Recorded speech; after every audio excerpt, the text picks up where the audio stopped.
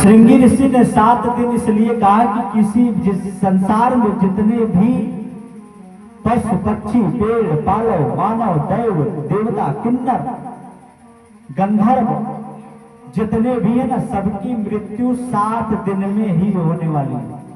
किसी के जीवन में 7वां का 8वां दिन होने वाला नहीं। सोमवार से गिनो, सोमवार मंगलवार बुधवार बृहस्पतिवार शुक्रवार शनिवार रविवार 7 दिन ही हुआ। रविवार से गिनो, रविवार सोमवार मंगलवार बुधवार बृहस्पतिवार शुक्रवार और शनिवार 7 दिन ही हुआ। 8वां आया? बोले नहीं महाराज।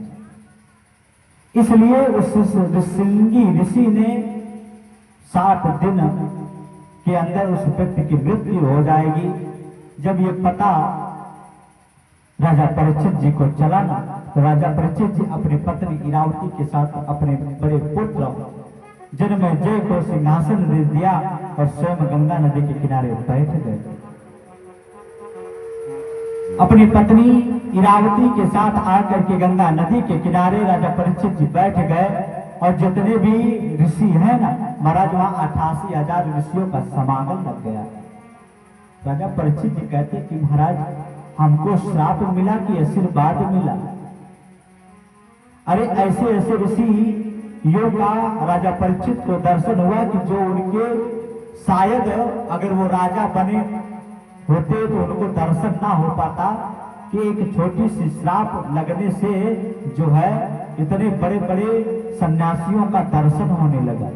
राजा परीक्षित जी कहते कि ये बताओ महाराज, ये हमको आशीर्वाद मिला है कि श्राप मिला? हम तो महाराज श्राप ये नहीं है, ये तो मेरे लिए वरदान हो गया।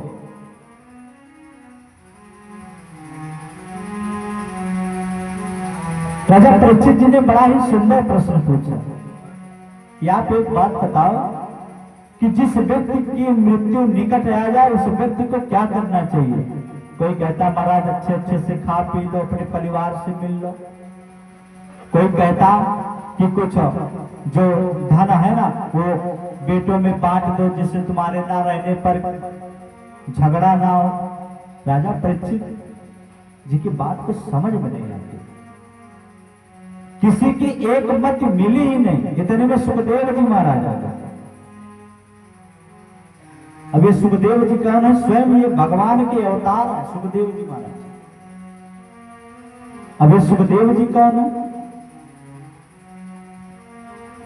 सुखदेव जी जो है वेद व्यास जी के पुत्र हैं। इनकी उम्र कितनी है? बोले कि 16 वर्ष।